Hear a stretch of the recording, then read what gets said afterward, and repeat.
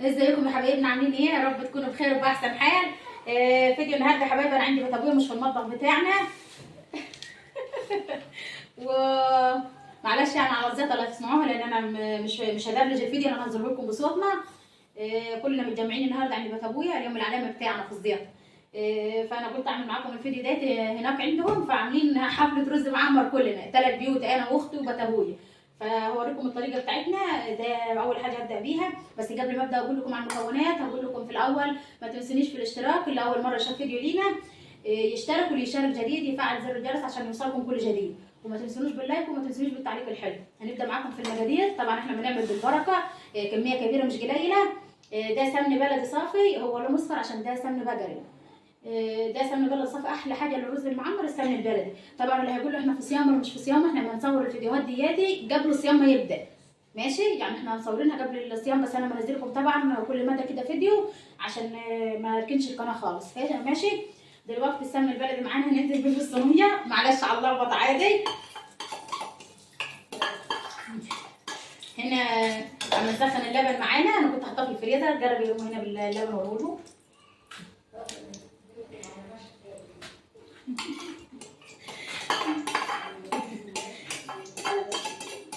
اول حاجه هنعملها هنسخن السمنه كده معانا، بعد كده ننزل بالرز. وقف المضيق. اول حاجه هننزل بيها كده بعد ما سخنا السمن الرز ده مغسول كويس ومصفي. طبعا الصينيه دياتي على كميه اللبن اللي هنحطها، ده كيلو رز. طبعا اهم حاجه تجيبوا رز نظيف عشان ما يكونش مكسر معاك ويبقى شكل الرز مش حلو بعد ما يستوي. اهو كده، وشويه السمن البلدي الحلوين اللي احنا حطيناهم. خدوا الماسكه اهو.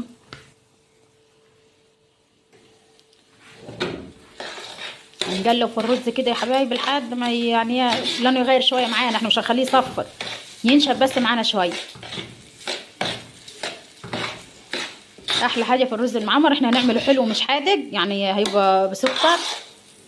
ده كيلو رز واحد على الصينيه دي، وهنحط عليها 2 كيلو لبن ساي، اللي هو الحليب، يعني على حسب كل دوله ما تقول.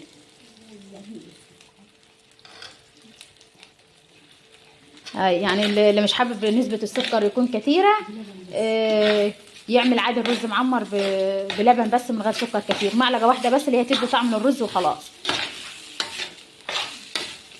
هنا احنا اللبن مش هنغليه، يعني مش هنخليه يغلي خالص، يا دوبك بس يفك كده، او اللي انت لو عندك طازه هتسخنيه وبعد كده تخليه يبرد عشان ما يعجنش معاك الرز. لو انت حابه عاد تعمليه مع فراخ، مع بط، مع حمام، رز معمر حادق بملح من غير سكر، يعني هي نفس الخطوات بس بملح بس من غير سكر خالص، بس احنا ده هنعمل حلو. انا قلت لكم قبل كده اني احنا لما بنعمل حاجه تكون مثلا نتلم كلنا، فلازم كلنا نعمل زي بعض عشان العيال. يعني مثلا ما اعملش انا واختي، لا اختي تعمل معانا وانا وبيت ابويا، عشان كده جمعنا كلنا. لما ما يكون في حاجه زي كده بنتجمع كلنا بيت ابويا ونعمل كلنا مع بعض. كل الخطوات نفس النظام كده، بس احنا بصراحه عشان بنعرف نعمله زي ما هم تعملوا، فعشان كده يعني ما ندبسها هي في عميله اي حاجه زي كده. لو ملاحظين الفيديوهات بتاعت الفطير والرقاق، برضه هي اللي كانت عم تعمل، وبرضه بيت ابويا عم نخليها هي اللي تعمل الحاجه بصراحه، عشان انا لو لوحدي مش هعملها زي ما هي ما تعملها.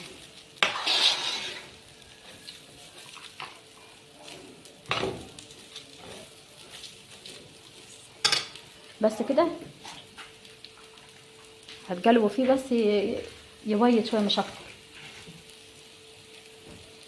لما تحطي فيه براحتك، هو لو كفايه كده خلاص. انا شايفه احط لك البطاطا، شايفه ما احطش وبناش. هو حلو كده، خلاص حلو بس كده كده يا حبايبي. حسينا ان الرز عايز حته سمنه تاني، حطينا معلقه صغيره.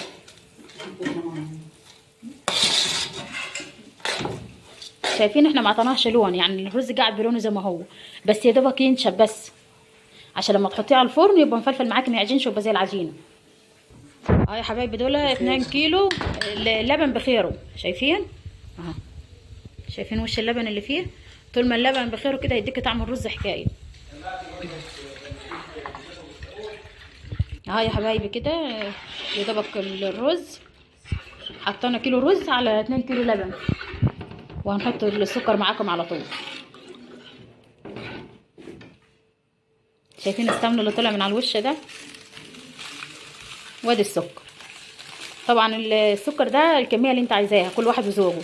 عايزاها محل زياده هتزود السكر، عايزاها مظبوط زي ما انت عايزه، قلل في السكر برضو زي ما انت عايز.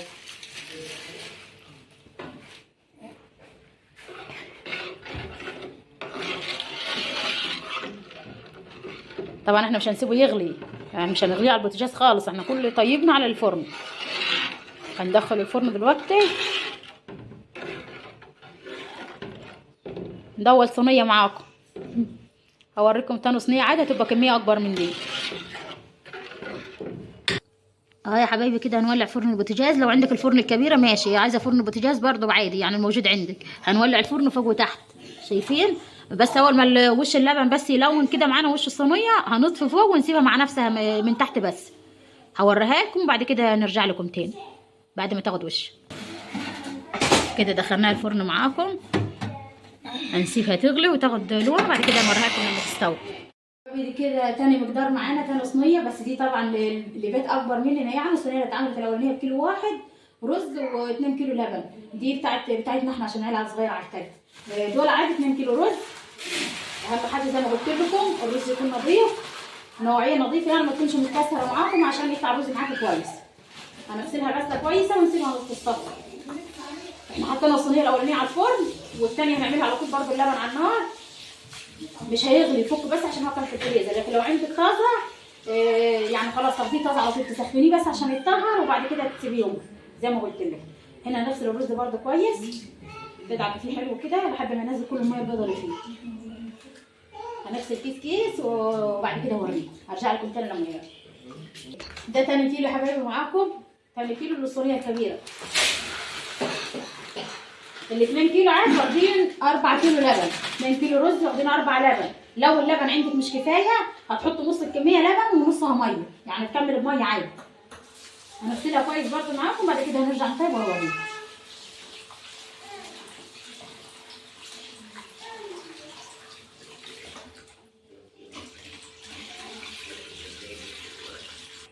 يا حبايبي كده نجهز. دي صينيه اكبر طبعا عشان الكميه كبيره. ده سمن بلدي جاموس عشان كده ابيض، ده سمن بلدي صافي، يعني احلى حاجه في الرز السمن البلدي الصافي، ما تضيفيش معاه اي اضافات تاني، ريحته وطعمه حكايه. والسمن البلدي معروف في اي حاجه حلوه، بس ده انا اللي كنت عاملاه سمن بقري يعني بلدي بقري عشان كده كان اصفر، لكن ده جاموس عشان كده ابيض للمعلومه يعني.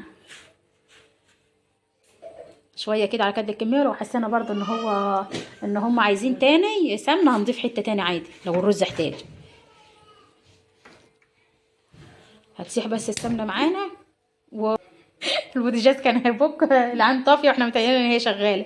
اصحى لا عادي يلا. كده السمنه ساحت معانا، وده اول كيلو رز في الصينيه. بس يا توت طبعا انتوا عارفين بترك لازم في زيتها في كل فيديو. ده اول كيلو وده تاني كيلو. كده 2 رز كوامل على 4 لبن حليب، عشان الدول اللي بتسمعني يقول لي اللبن يعني ايه الحليب عادي. هو بصراحه يا جماعه انا ما كنتش محدده يعني، ولا كنا عاملين حسابنا ان احنا نصور الفيديو ده، ولا كنا عاملين حسابنا اصلا ان احنا هنعمل رز النهارده. بصراحه ما كانش في دماغنا، بس قلنا خلاص يلا نعمل حاجه حلوه واحنا قاعدين، فقمنا طلعنا اللبن وعملنا على طول، والرز كده كده موجود واللبن موجود. وصح عشان اخويا لسه جاي من الامارات، بيقولوا له الحمد لله على السلامه. وصل النهارده فحبنا نفرحه. يعني احنا حبانا نفرحه هو واحنا ناكل على قفاه. امه ما كانتش هتتحرك غير لما قلنا لها هو عايز، ما كانتش هترضى تقوم تعمل، فعشان خاطر ولادها طبعا جاي من السفر ومن الصبح برضه اتغدانا على قفاه يعني. يعني عشان هو وانت عملت له هو، فاحنا ناكل كلنا على حسه. عامد على قفاه على حسه.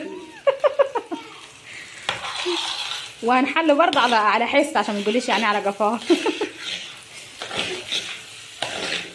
برضه حبايبي تقليب عاديه كده مش هياخد لون، بس هي لو في حبه ميه تنشف بس مش اكتر، هيبقى ابيض زي ما هو. هنقلبهم كده ونرجع لكم تاني. يا حبايبي كده الدفعه الثانيه خلصت معاكم. احنا هنعمل صينيه ثالثه بس انا مش هصورها لكم، برضه هنمشي على نفس الخطوات بس عشان الفيديو ما يطولش عليكم اكتر من كده. دلوقتي هنطش معاكم باللبن وبعد كده نحط السكر برضه. اهو يا حبايبي كده دول 4 كيلو لبن. لو حسينا الكميه مش هتكفي الرز هنضيف عليها ميه عادي. هنقلب كده ونحط السكر برضه. السكر زي ما قلت لكم دي في يعني براحتكم، كل واحد وذوقه. احنا طبعا مدمنين حاجات فيها سكريات كتيره، فعشان كده ما نكتر سكر وما نكتر سمن بلدي برضه. بس بصراحه السمن البلدي ما يخلي طعمها حلو جو. هو كده مقدارها حلو. اهو كده نحط السكر معاكم من الكيس على طول للصينيه. يلا انت هتحط الكيلو كله بس. يلا ما هو كميه الرز كتيره، ده 2 كيلو و4 لبن، يعني برضو كميه السكر اللي حطيناها دي يعتبر كيلو الا ربع، عشان احنا بس ما نحبها سكر زياده يعني. لكن لو مش حابينها سكر كده حط الكميه اللي انت عايزاها وضوجيها، لو حسيت ان انت عايزه تاني ماشي. اهو كده برضو هندخلها الفرن، وبعد ما تستوي هوريها لكم. كده كده الفرن شغاله معانا، حطينا اول صينيه بس احنا عشان ننجز في الوقت ولعناها على طول واحنا شغالين. هنعمل الكميه الثالثه، الصينيه الثالثه، وان شاء الله بعد ما يطلع كلهم هنوريها لكم بنفس الخطوات دي، بس عشان الفيديو ما يطولش معانا اكتر من كده. اهم حاجه اللي معايا وصل لحد هنا في الفيديو يحط لايك لو ما حطيتوش اللايك لحد دلوقتي، وما ينسونوش في الاشتراك، وما تنسونوش في التعليق الحلو. معلش على صوت باتريك ده لازم يزعق كده يعني. بص واقف مستني. توخه اقول لهم حط لايك. بيشرب ميه. حط لايك يا توخه. اما يضحك. توخه قول حط لايك. عايز يكسرها. قول لهم باي. طيب حبايبي النهارده لما قلت لكم لما نبقى ملمومين كلنا في عند بيت ابويا بيت العيله، في الظهر كان الغدا لحمه ودلوقتي فراخ العشاء ان شاء الله، يعني انا معرب المستقبل. وعاملين معاكم رز طبعا خدنا منه برضه شويه اللي جاي من سفر ده اللي كان على حسه. طبعا احنا معروفه يوم ما نتجمع لازم يبقى في اكل، وده محشي برضه ما حرمناش من حاجه. ودي معانا هنا عاملين تقليه دي لوبيا خضرا يا حبايبي اهاتي. طبعا شكل الاكل يفرح، مش عارفه مال الحروف ضايعه مني. شايفين الاكل. طبعا كل ما نتجمع هنا يومنا لازم يبقى في اكل كده ومحمر ومشمر والكلام ده كله. ايوه طبيخ ماما، هي على فكره هي اللي متمليني. كده بصي يعني عشان هي يبقى اليوم هي غدا وعشاء والحلو برضه معانا. انا حبيت اوريكم يومنا كده كان ماشي ازاي، بس انا بصراحه ما حضرتش وهي متجهز، كنت صورت لكم. هي طبعا عشان ولادها جاي قامت جهزت من الفجر لوحدها، لكن لو يومنا احنا العاده كانت استنتنا نيجي نجهز معاها. دلوقتي هنستنى سامعين من الساعه 5:30 قامت تجهز عشان ولادها، لكن لو لينا احنا والله كانت على ستنا وخلتنا احنا اللي نجهز. هتاكلوا اعملوا. يلا انتظروا معانا كده بس الرز يستوي هوريهولكم. يا حبايبي دي كده استوت، شايفين شكلها. الصينيه الثانيه عاد لسه عشان كنا حاطينها في الاخر، هنرفعها بس تحت الشوايه ولما تستوي هوريها لكم. اهو دي كده يا حبايبي الصينيه الثانيه جربت تستوي، الرز شرب اللبن كله، هنحطها بس تحت الشوايه تاخد لون بالسمنه وكده، وبعد كده هوريها لكم لما نخلص. شايفين شكل الصينيه بعد ما استوت. لو عايزه تديها لون اكتر من كده ماشي، دي مش محروقه يا حبايبي، ده السمن والسكر ووش اللبن هو اللي بيعمل اللون ده. بس عارفين اكتر حته ما تبقى حلوه في الصينيه هي الحته اللي عامله لون ديت. لما اطلع تاني عاد هوريكم الصينيتين. كده يا حبايبي الصواني استوت معانا. كان في صينيه ثالثه طبعا العيال الصغيره ما استنوش، اول ما طلعوا على طول رحنا مطلعين لهم الصينيه وعطيناهم ياكلوا. هم لسه ساخنين. دي كده شكل الصواني معانا، وده شكل الرز بتاعنا، وده الرز المعمر الحلو مش الحادق، ومكوناته بسيطه خالص وسهل خالص تعمليه، يعني 5 دقايق مش هياخد منك وقت على البوتاجاز وعلى الفرن. يا رب يكون الفيديو عجبكم ويكون خفيف على قلبكم، واتمنى اللي مش مشترك في القناه اول مره يشوف فيديو لينا قلت لكم في اول الفيديو يشترك في القناه، وما تنسونيش باللايك وما تنسونيش بالتعليق الحلو. دلوقتي اقدر اقول لكم سلام.